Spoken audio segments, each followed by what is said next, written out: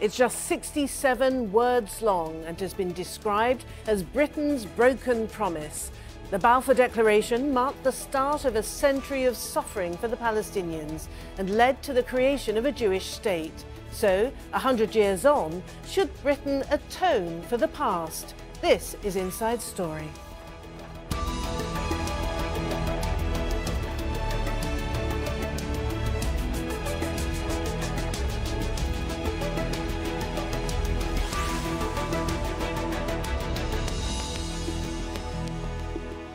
Hello and welcome to the programme. I'm Martine Dennis. Now, on the 2nd of November 1917, the then British Foreign Secretary, Arthur Balfour, promised to establish a home for the Jewish people. But it was on the land where Palestinians lived.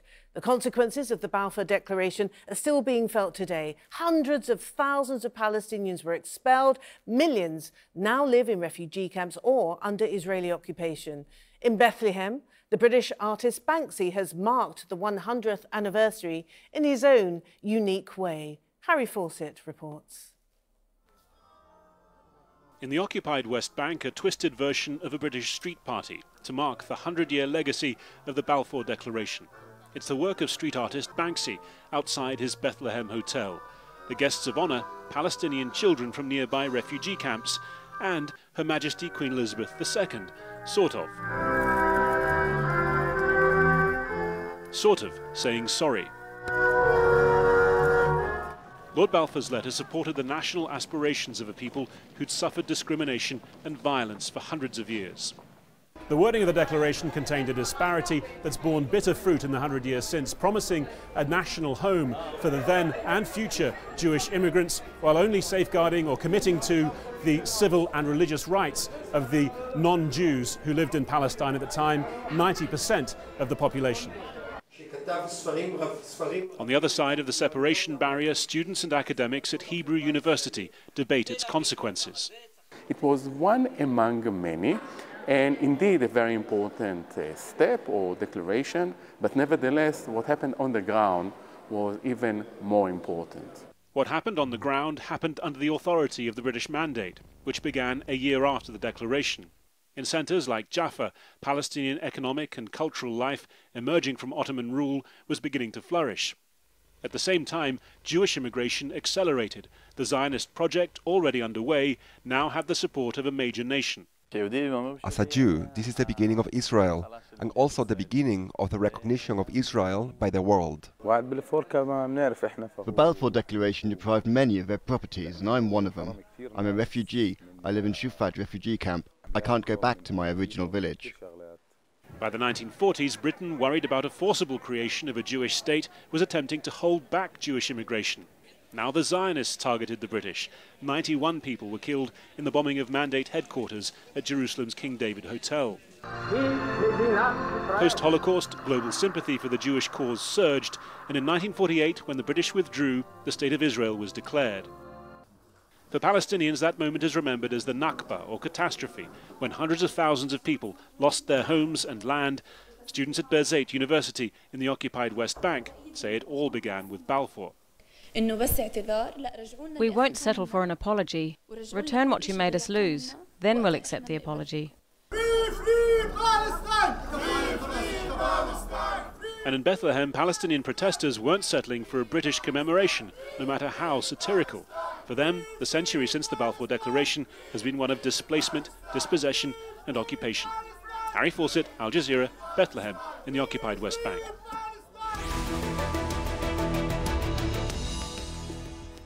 All right, let's introduce our guests now. Joining us from Edinburgh in Scotland, we have Simon Peer, a lecturer and former media advisor to the Scottish Labour Party. From Ramallah in the occupied West Bank, we have Ghassan Khatib, lecturer at Birzeit University and former director of the Palestinian Authority Government Media Centre. In London, we have Crispin Blunt, UK Member of Parliament for the Conservative Party. Welcome to you all. Can I come to you first, Ghassan Khatib in Ramallah? I imagine that 100 years on, that this is a moment of deep reflection, retrospection maybe.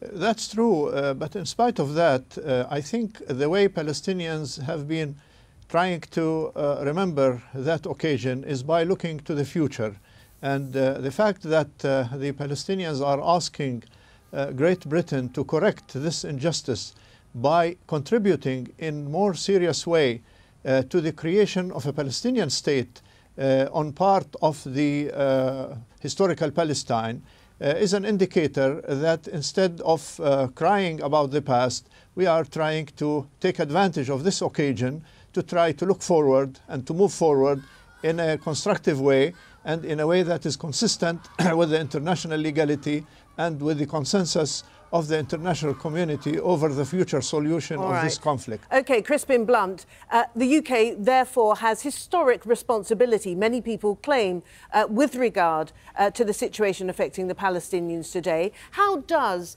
generally the British political class view the Balfour Declaration now and what resulted from it? Well, of course, the general impression here is, of course, the Balfour Declaration is associated with the founding of the State of Israel. And what some of the meetings I've been attending this week have been trying to do is to point out that whilst the first half of the Balfour Declaration was delivered, the second half that mentions the civil and political rights of the indigenous people have to be respected, it plainly has not been delivered.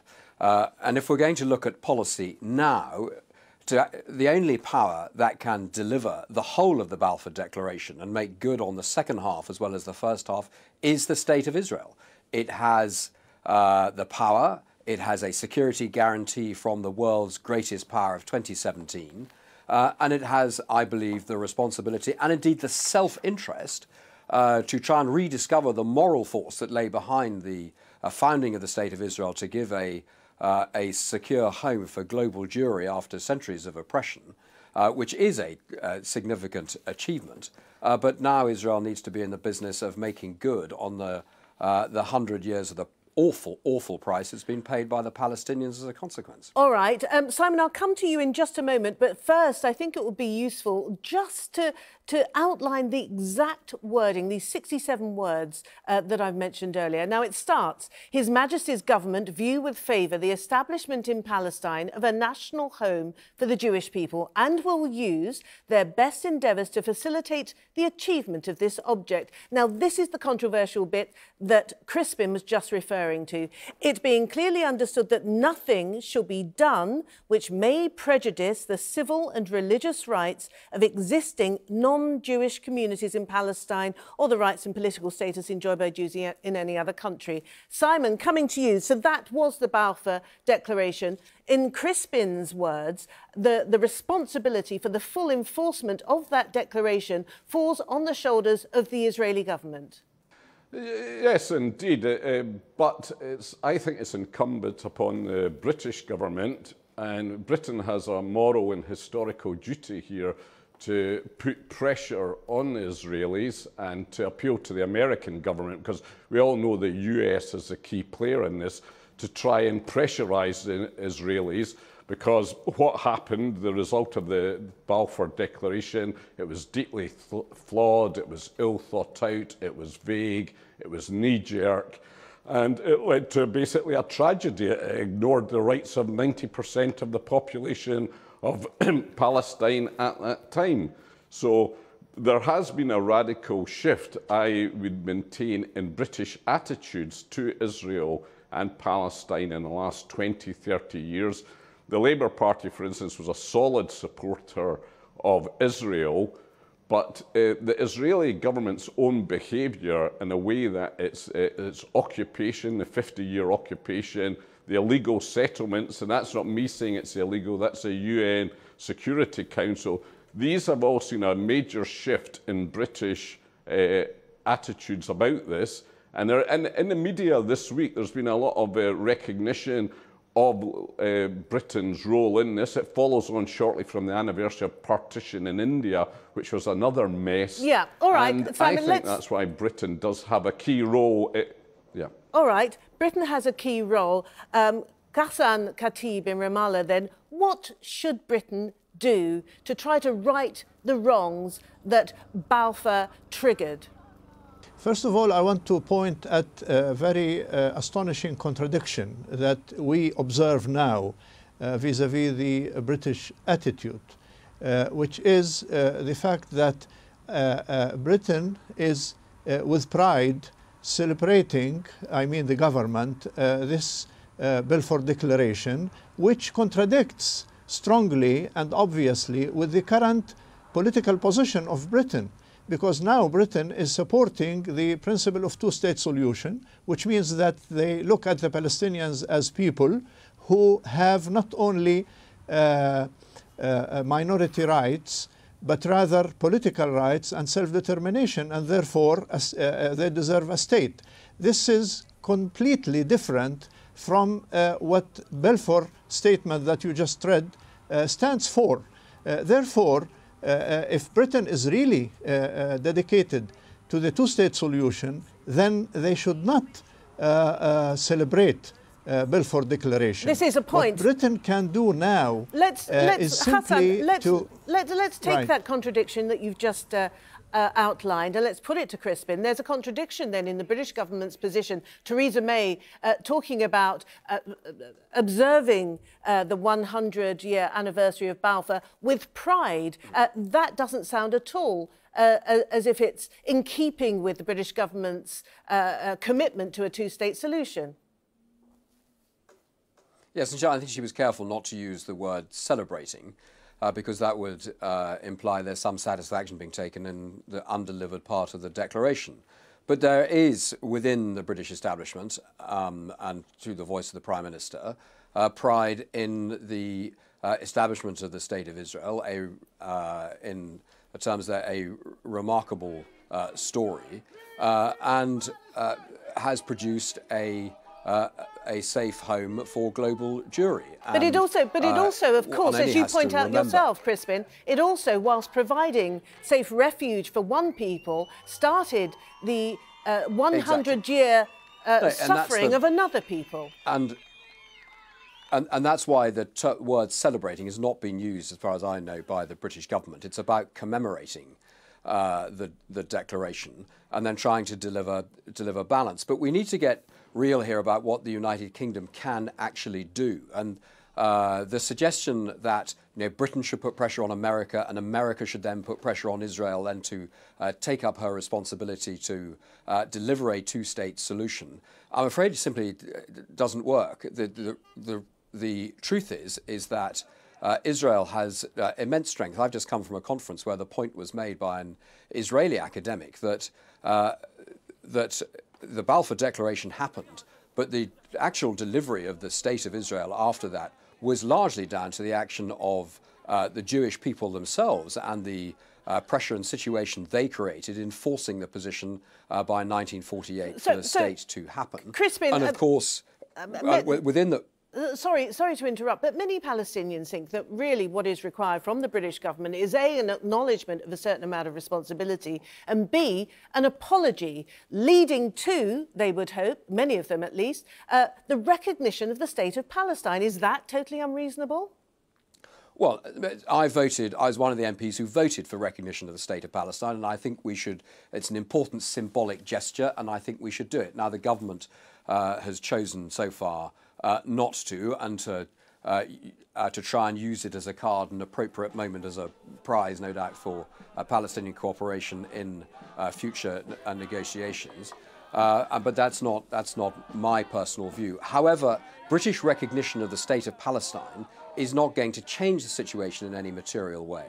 And it's my view, having looked at this issue now and had some engagement with the Middle East policy for nearly a quarter of a century, is that we've got to place responsibility in the hands of the nation that actually has the power to deliver this, and it is the government of Israel. And they've got to face up to the very difficult domestic situation that they have created by creating the settler interest in the way that they have since 1967. And that's going to have to be faced down if they're ever going to get serious about a two-state solution. And Ghassan, do you derive any comfort then from that 2014 parliamentary vote in which a vast majority of British MPs voted in favour of eventual recognition of the state of Palestine? It was just symbolic, but even then, the then leader of the Labour Party, Ed Miliband, joined in support of that vote.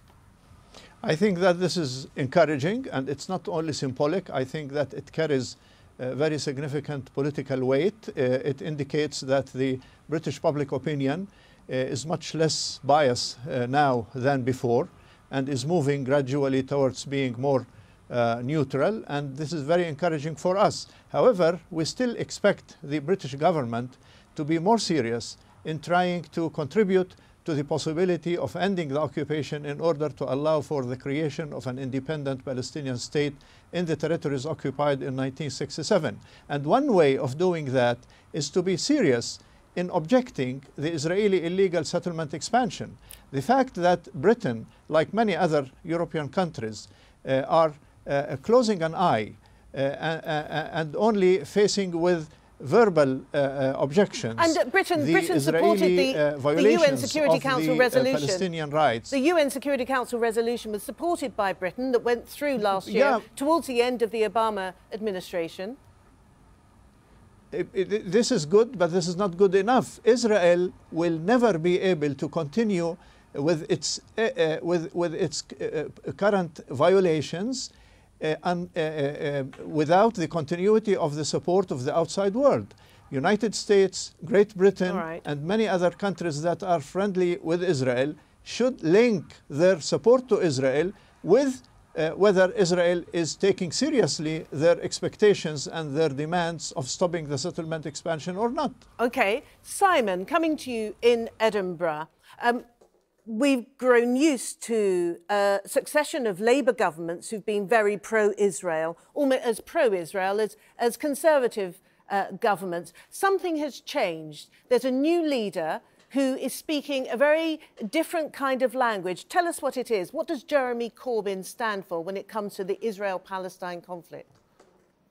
Well, there's three key moments, and Labour had been a very strong supporter of the State of Israel, and Tony Blair and Gordon Brown as Prime Ministers both were.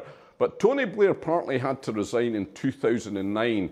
There was a lot of disharmony within the party, but the tipping point was when he refused to criticise Labour's bombing of Lebanon in 2007. Now, in the 2014 vote you referred to, when there was a 262 majority, Labour had a whip on that, which meant that was all MPs were to vote on the party line to recognise the state of Palestine. Now, this is going against what Christian Blunt is asserting, that the British government policy has no effect. The Israeli government at the time lobbied hard to stop Labour holding a whip on that vote. But Labour defied him at the time, and the Labour leader was Ed Miliband, who is a Jewish British person, as we all know. But with Corbyn coming to power now, Jeremy Corbyn has been a lifelong supporter of the Palestinian cause, and in the 2017 general election last June, in the manifesto, he stated that Britain, if Labour came to power, it would immediately recognise the Palestine as a state, call for a two-state solution, and also call for the end of the 50-year occupation and the end to illegal settlements and the Israeli blockade. Now, in the last few months, there was some infighting in the party trying to get this policy changed, but at the party conference at the end of September, Corbyn reasserted that. And I could virtually guarantee in the next general election manifesto, Labour will repeat that policy. And what the international community has to realise is that for the first time in 100 years, you will have a British government, if Corbyn gets to power, breaking with the Balfour Declaration and calling, as I said, for the immediate recognition. And all right, Simon, I'll disagree with Christian Blunt. The British government can have an effect. Oh, all right. That's an interesting point. Let's go back to Ghassan then. Presumably then, from what Simon's saying, you're really looking forward to the next British election and perhaps a Labour victory with Jeremy Corbyn as the Prime Minister. We observe with interest and anxiety the interesting development in the British public opinion in general and in Europe public opinion in general. And we work hard on grassroots level to try to create awareness within the public opinion about the Palestinian rights. But I want to say regarding what I just heard is that I don't see any contradiction between being supportive of Israel and in the same time not being supportive with the Israeli occupation of the Palestinians. You can be supportive of Israel as much as you want, and in the same time be supportive of the right of the Palestinian people to have a state within their legal borders. There is no contradiction between being supportive to Israel and being supportive to the Palestinians. What we do not understand is to be supportive of the Israeli occupation. Your support to Israel should not be extended to supporting the Israeli occupation to the Palestinian territories. It's actually, in my view, a long-sighted policy. If you encourage Israel to end that occupation, I see this as a form of support to Israel, because I think that this Israeli occupation on us, is as harmful to us, is also harmful to Israel and to the Israeli society in too many different ways and means. And Crispin, even supporters of your own party and outside supporters of Israel, even many of them are vehemently opposed to settlement building and the programme that's been accelerated under Prime Minister Netanyahu. What is stopping the British government from offering Palestine recognition as a state? Why won't it do that? Well, I'm not sure we should get so hung up on recognition as a state. I think it should happen. However, it's not going to materially change anything on the ground. And if you then look at the whole issue of settlements and our policy towards the straightforward breach of the Fourth Geneva Convention, which settlements represent, regrettably, neither the policy of the Labour Party nor of the current government is actually going to do anything concrete about that. The question was put to Boris Johnson in the House of Commons the day before yesterday by my colleague Sir Desmond Swain. Are we actually going to do anything about settlements except say we're very, very cross? And I'm afraid there's no indication that there's any market at all in the United Kingdom for actually bringing some sanctions to bear seriously on Israel in regards of the conduct of its occupation and its breach of international law. Now, it's going to need concerted international action to do that. For Israel's friends to be able to say it is in Israel's interest. Now, it has the power and it has the security of the unconditional security guarantee from the United States now to settle this question. Everyone knows what the guts of the solution would be with the Palestinians, what the state should be. That was made clear again by the Foreign Secretary a couple of days ago. The cards are now in Israel's hands, and it's in her interest to play them now in order to achieve a settlement. And Ghassan Khatib, let me come to you and ask you, at this moment of commemoration, shall we say, after 100 years of Balfour, and you look back at the way the Palestinians have conducted themselves throughout this time, have there been mistakes made? Well, unfortunately, there has been too many different mistakes. I think the most significant one of them is refusing to accept the partition plan in 1948. I'm not sure that if they accepted, then the Israelis will go along with it, but at least accepting that partition plan and the possibility of implementing it could have been much better for the Palestinians. And I think that this was one major mistake. The second major mistake is Oslo agreements. While I think that the idea of negotiations between Israel and the Palestinian leadership is the best way to solve the problems, I think that the Palestinians made a mistake, particularly in Oslo agreement, because it does not include commitment by Israel to stop the expansion of settlements. Continuing the peace process in a way where Israel can continue with the settlement expansion process is a very fatal mistake that the Palestinians allowed. And they should have insisted that any agreement with Israel, no matter how flexible it is, must include commitments by Israel to stop the expansion of settlements, because the settlement expansion is incompatible with the peace process, spirit and letter. And there might be other mistakes, but at least this is what what I think major. All right, thank you all very much indeed.